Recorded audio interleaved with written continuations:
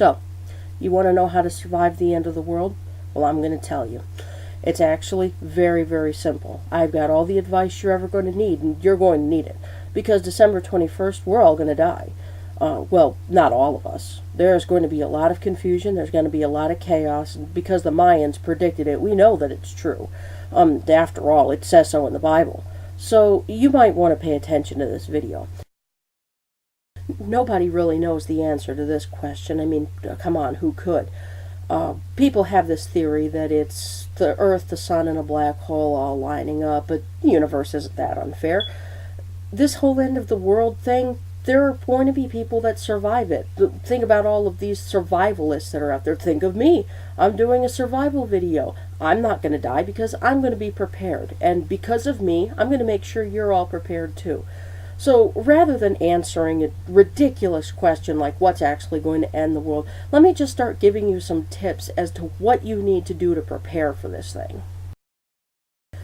No matter how the end of the world happens, the most important thing for you to do, and the first thing that you should do before it even starts, is to stockpile as much non-perishable food and ammunition in the biggest room in your house that you possibly can.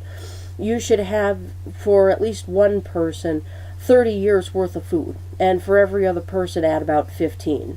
After all, you're looking out for yourself. You don't really need to look out for anybody else. So make sure that you have more food than everybody else. You're going to need to know how to survive in the wild in the unlikely event that your house is destroyed and you lose all of your supplies.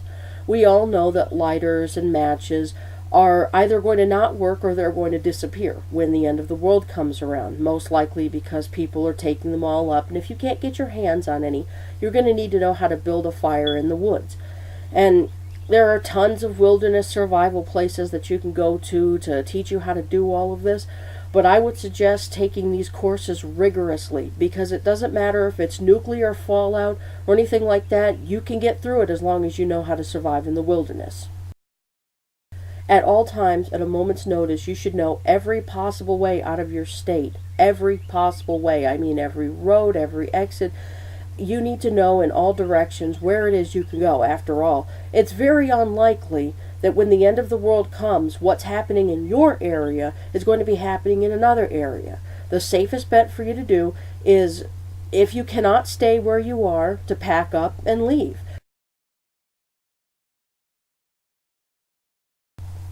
Now's the part of the video where I'm going to give you a little more specialized training, give you a couple of scenarios, give you a few clues and tips as to how to get through them.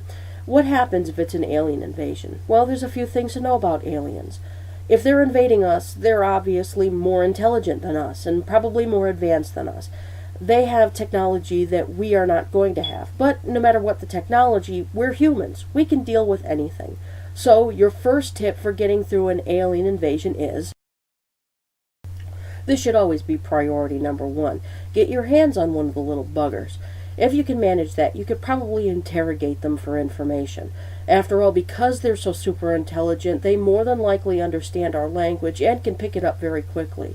Interrogate them in any way you possibly can, even if it means by shady measures, and try to figure out what it is that they want. Most likely they're after something that we have that they don't. It's probably our resources or something like that. And if that's the case, then you really have no other option but to... Hey, it's not like you're out to save the world or anything. You're out to try and survive its end. You need to do what you need to do to survive. If you can get in good with them, then do that. If you see a group of humans attacking an alien, then go ahead and just do whatever you can to save that alien's life. It will be so grateful. It will take you back to its people, tell them all about the thing that you've done to save it, and they'll take you along with them. They won't worry about the fact that they came here to specifically destroy all of the humans in order to get our resources. Because you've done this, they are going to look up on you instead of look down. So, don't worry so much about the fact that you are now a human mixed into this alien bunch. You're now one of them. If you can't save one of their lives, prove that you have knowledge that makes you indispensable. They're probably here for our resources or something like that. And because you've been learning all about your area, you can tell them the best places to find these resources. If they're here for animals, for food, or for something like that, you know what to do. You even know how to hunt them. Your survival training can actually benefit the aliens just as much as it can benefit you and anybody else you might be trying to save along the way. Let's say you have some absurd moral reasoning against joining the aliens. You want to stick with your fellow humans and you want to fight it out to the end. Well, you're going to need some combat training, and it should go along with your wilderness training that you take combat training. So I'm not going to include that as a tip. That should just be general knowledge. You need combat training. Let's just put it that way.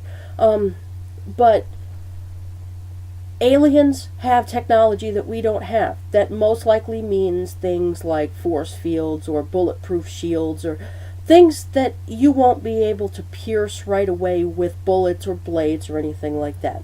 The number one rule is to cluster together with a lot of people, especially when you're gun wielding. Cluster together with a big army of people who are wielding guns and continue to shoot at the alien. It doesn't matter that most of that ammo is going to bounce off of the ammo reflective shield.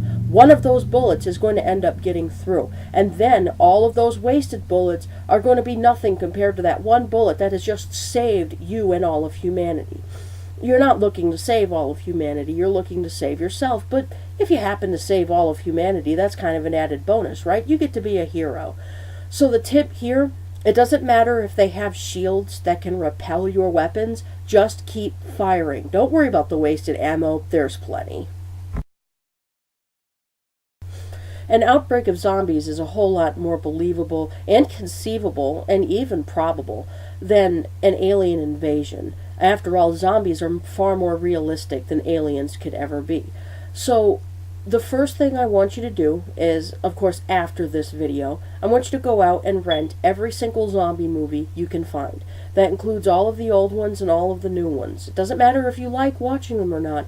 You need to study zombie behavior. You should probably also go out and get some Resident Evil games. Even though you're not going to be firing a real gun, it will give you the training that you need, especially if you pick up the Wii version. So, surviving the zombie outbreak, Z-Day, what do you do? First tip is, don't listen to all the propaganda out there that'll tell you that guns are the worst weapon possible to have during a zombie outbreak. That's just spread by people who are trying to hoard all of the guns and ammo to themselves. If you can get up high, get yourself a sniper rifle, you're set. Doesn't matter if you run out of ammo, you can always get ammo. There's no shortage of that. People will tell you that you should opt for a crossbow, it's silent. Well, come on, 5 people own a crossbow. Who in their right mind owns a crossbow nowadays? It's all about firearms. So what I want you to do is to make sure you have as much ammo and as many guns as possible. Now, why do you want multiple guns? Well, there's always the possibility that a gun might break down or jam or something like that, and you want a replacement gun. You also want about 5 guns on hand anyway, just so that you don't have to swap out ammo in the middle of a fight. Most likely, you're going to be able to get out of a fight by emptying about 5 guns worth of ammo into a crowd of enemies. Then you can reload them all later, strap them back on, and just move along with your day. Just don't listen to the people who are going to tell you that guns are too loud and they'll attract more zombies. Come on, what does it really matter how many zombies you attract when you can just gun them all down in a spray of gunfire?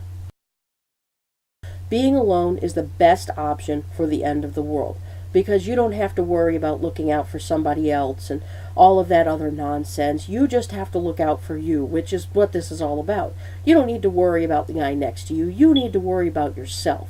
And as long as you make it through, you're going to be fine. Doesn't matter if anybody else makes it through. You survive and everything is okay. But if you're forced into a group, let's say a situation changes, maybe you don't have any food, maybe you need shelter, you come across a bunch of people who do. Maybe they don't have a leader. Maybe they have one of these loose kind of ragtag things where they're just wandering around on their own, and you decide to join in with them. Well, that's fine. Actually, that could work for you. Make sure that that group stays without a leader. You don't even want to be their leader. And you know why you don't want to be their leader? Because you have to think about them. A leader's job is to think about the team. Well, if you're part of a group that has a leader and you become a liability, let's say you get hurt, what do you think that team leader is going to do? they're going to be off in that direction while you're bleeding over in this direction. They're going to leave you for the zombies to chew your brains out, and they're not going to care. They're going to be looking out for what is best for their group. And you are no longer a part of that group. So the best option, stay alone. Keep yourself on the run. Don't worry about anybody being there to look over your shoulder, because that's what you have a neck for. Many people make the very common mistake of thinking that camping in a wide open area is the best idea. They think that because they have a clear line of sight, then they're going to be able to stay safe. Well, being alone and being able to watch out while you're asleep, that just doesn't mix. So staying in a clustered area is actually the best idea that you can have. Staying in a wide open area, even in big groups, is a really stupid idea. Think about it this way. If you can't see the zombies, they probably can't see you either. It amazes me that this isn't still taught today, because it was such practical advice that I thought that this would be something that would endure throughout the ages. I, unfortunately, was never lucky enough to learn this lesson in school. I had to learn it off the streets, through older people who talked about this back in the day technique, but this still proves to be the best idea for dealing with a nuclear situation. It's so simple. All you have to do is get down under your desk, curl up into a ball, hug your head down like this, and you'll be perfectly fine.